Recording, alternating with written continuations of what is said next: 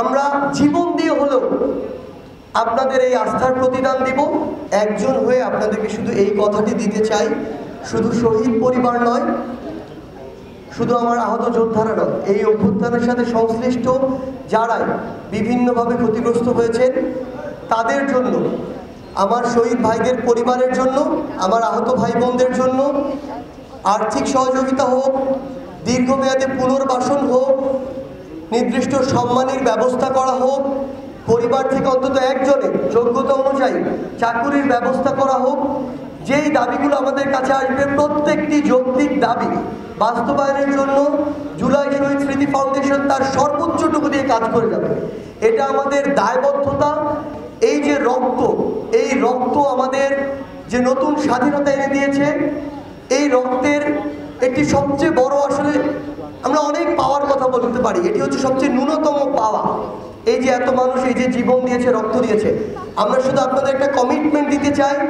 আমরা শুরু করেছি, প্রসেসগুলো চলছে, সাজিয়ে গুছিয়ে নিতে কিছুটা সময় লাগছে, কিন্তু আমাদের এই প্রসেস যেহেতু শুরু হয়েছে, খুব দ্রুততম সময়ের মধ্যে আমরা আমাদের প্রত্যেক শহীদ পরিবারের কাছে পৌঁছে যাব। আমরা আমাদের প্রত্যেক আহত ভাইয়ের জন্য, আহত বোনের জন্য যেই সুযোগ সুবিধার প্রয়োজন হয় আমরা আমাদের জায়গা থেকে সর্বোচ্চ চেষ্টা করব। অনুগ্রহ করে আমাদের প্রতি ওই ক্ষুদ্র আস্থাটুকু রাখবেন এবং আমাদের সাথে সন্তান হিসেবে হোক, ভাই হিসেবে হোক আমাদের সাথে থাকবেন, আমাদের হাতটি শক্ত করে ধরে রাখবেন। আমরা জীবন দিয়ে হলেও আপনাদের এই আস্থার প্রতিদান দিব। আমরা কথা দিচ্ছি, আমরা আপনাদেরকে কখনো আশাহত করব না। নগদের সর্বোচ্চ বার 167 টাকা রিচার্জে পাবেন 1 লাখ টাকা পুরস্কার। আরো আছে প্রতি সপ্তাহে পুরস্কার ও ক্যাশব্যাক। তৃতীয় বিভাগীয় প্রোগ্রামটি আমরা আমাদের জায়গা থেকে আজকে রংপুর বিভাগে করছি। আমাদের অন্তর্বর্তীকালীন সরকারের সম্মানিত দুজন উপদেষ্টা আজকে আমাদের মাঝে উপস্থিত রয়েছেন। আমরা মনে করি যে আমরা এখানে যারা রয়েছে আমরা একটি পরিবারের অংশ। আজকে আমাদের এই যে চেক প্রদান কর্মসূচির যে ছোট্ট এই প্রোগ্রামটি যতটা না ফর্মাল প্রোগ্রাম, তার চেয়ে বেশি আমাদের আত্মিক বন্ধনের প্রোগ্রাম। আমাদের যারা শহীদ ভাই এবং বোনেরা রয়েছেন, আমাদের শহীদ পরিবারের সদস্যরা আজকে এখানে উপস্থিত রয়েছেন।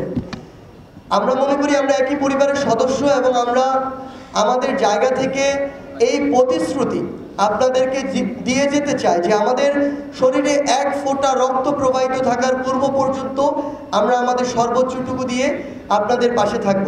সেক্ষেত্রে অন্তর্বর্তীকালীন সরকার এবং জুলাই শহীদ স্মৃতি ফাউন্ডেশন তাদের জায়গা থেকে সর্বোচ্চ চেষ্টা করে যাচ্ছে এবং ভবিষ্যতেও যাবে।